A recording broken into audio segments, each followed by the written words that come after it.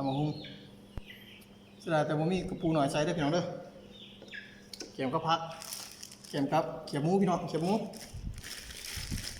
มาเสียบๆต้องกันมือกี่ขอเพชรมือเนี่ยกำลังเกลือไก่เกลือเพชรแล้วกำลังมาตรการเอาเด้อพี่น้องเด้อกินเขาเขียบหมูต้องกันกินเขาพี่น้องมาเสียบๆต้องกันได้พี่น้องเด้อพี่อู้เต็มถ่ายพี่น้องตำพุงมากินกันได้พี่น้องเด้อโอ้เบิ้งคำเขาข้ามยังไงมันจะบาดพี่น้องโอ้มีแนวกินเด้อมาแต่เบียร์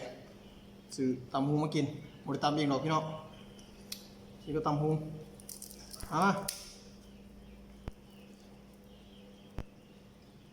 โอ้เนาะตำพุงพี่น้องตำพุง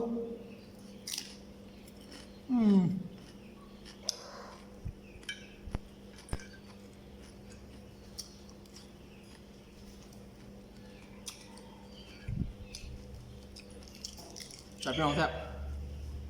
มีแนวกินคิดตำหุง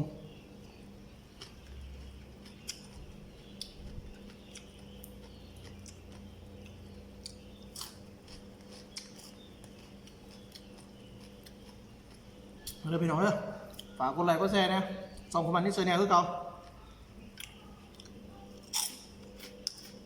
นี่ก็พี่น้องกัน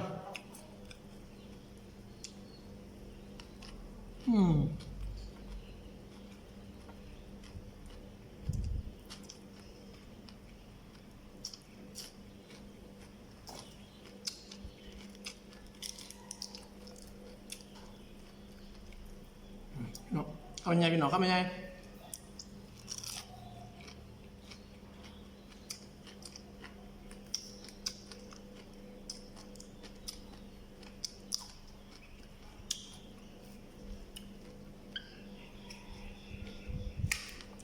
เขียมครับ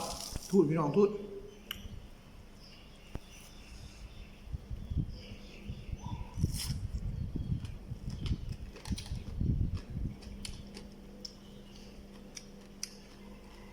ยู่เพื่อนอยู่ซ่านคือเก่าโดยการมาย่างเพชรมาจอบเป็ดจอบไก่เยอะตำหูพี่น้องตำหู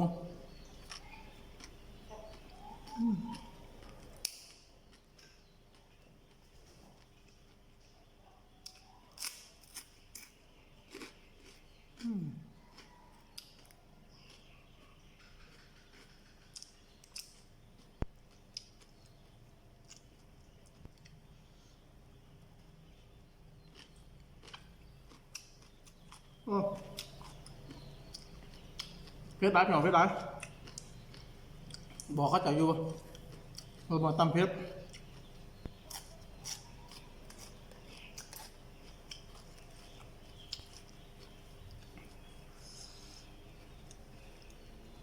มาพี่น้องมา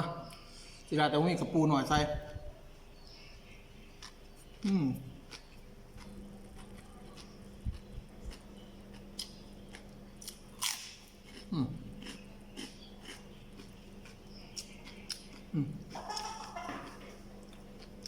ใส่กระปุนนะพี่น้อง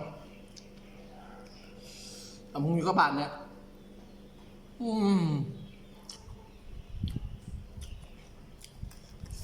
ขอพายได้พี่น้องขอพายได้เนี่ยมาเร็ว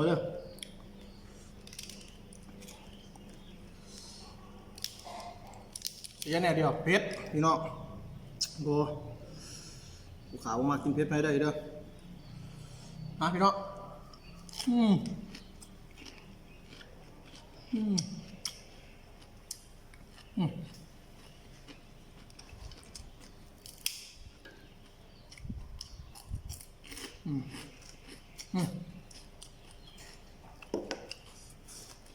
ื่อนอยู่สร้างเพื่อเก่า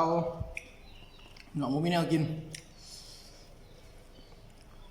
นี่เขาก็ตำกุ้ง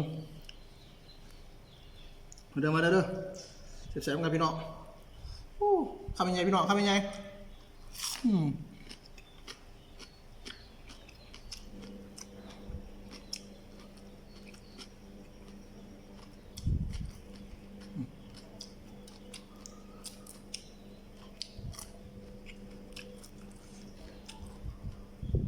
ก็บไว้กระทิพี่น้อง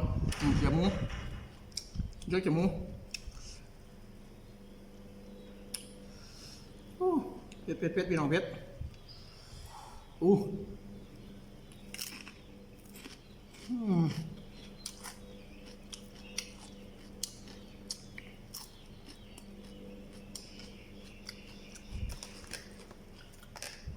จำหุงอยู่ว่า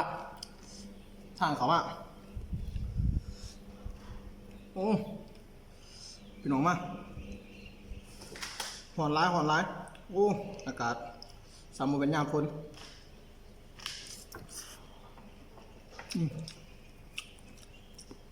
หอนพี่เลือกพี่น้อง3 เดือน 4 เดือนหาตายเลย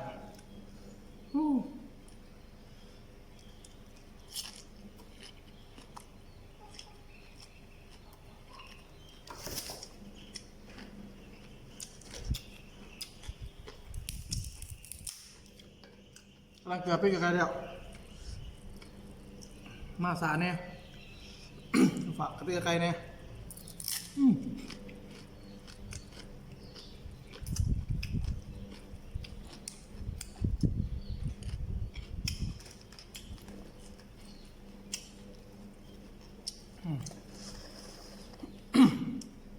น้องคนนี้ปันยังไงพี่น้อง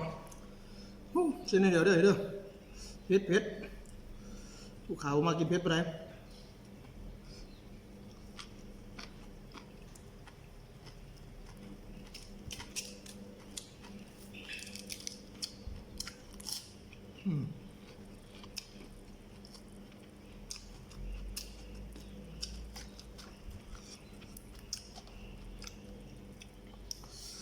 ดูสั่นให้เขาแล้วพี่น้องเด้อฝากกดไลค์กดแชร์ให้นะพี่น้องส่งขบันนิดแนลเด้อ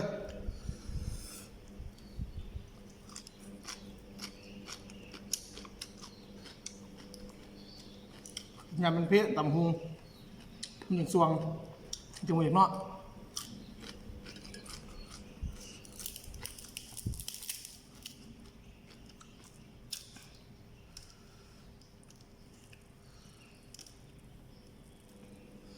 เดี๋ยวไปลองเด้อ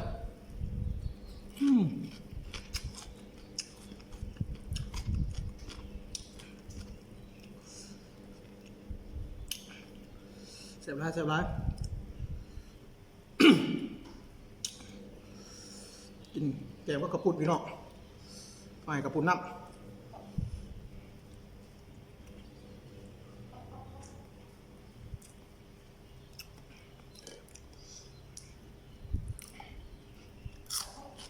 กินข้าวข้าวเหนียวกินยังไงกระเทียมโอ้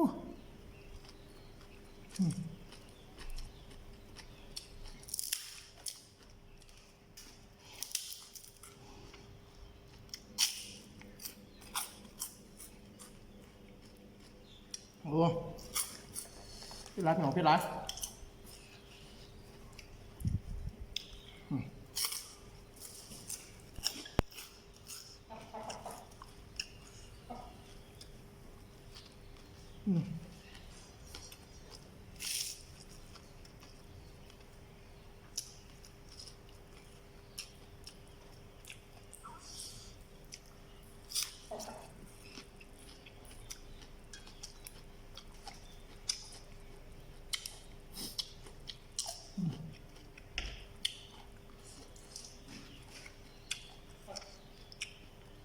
ฝากกดไลค์กดแชร์ด้วยพี่น้องเด้อ2 วันนี้แสดงให้เขา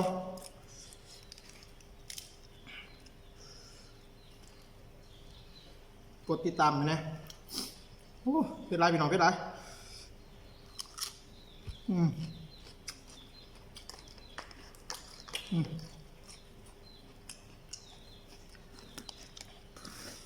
ทำน้ำมั่วพี่น้องโอ้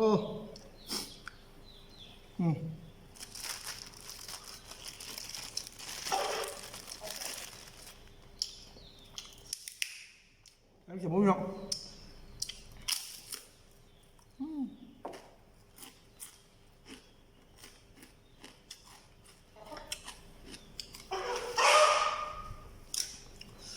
ฝากกินให้พี่น้องฝากไปกัน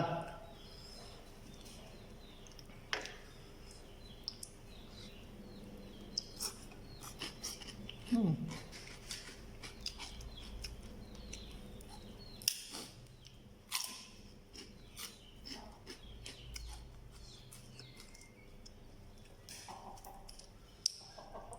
อู้ครับจะถ่ายพี่น้องครับจะถ่าย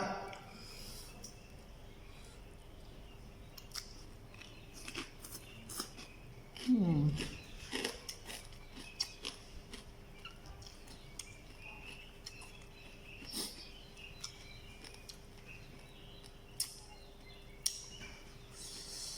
ขอบอกขอบใจได้พี่น้องเด้อที่เขามากดไลค์กดแชร์กดทับชมน้องกันเพื่อเป็นกำลังใจเนาะเฮาสร้างคลิปใหม่พี่น้องขอบอกขอบใจหลายสวัสดีพี่น้องสวัสดี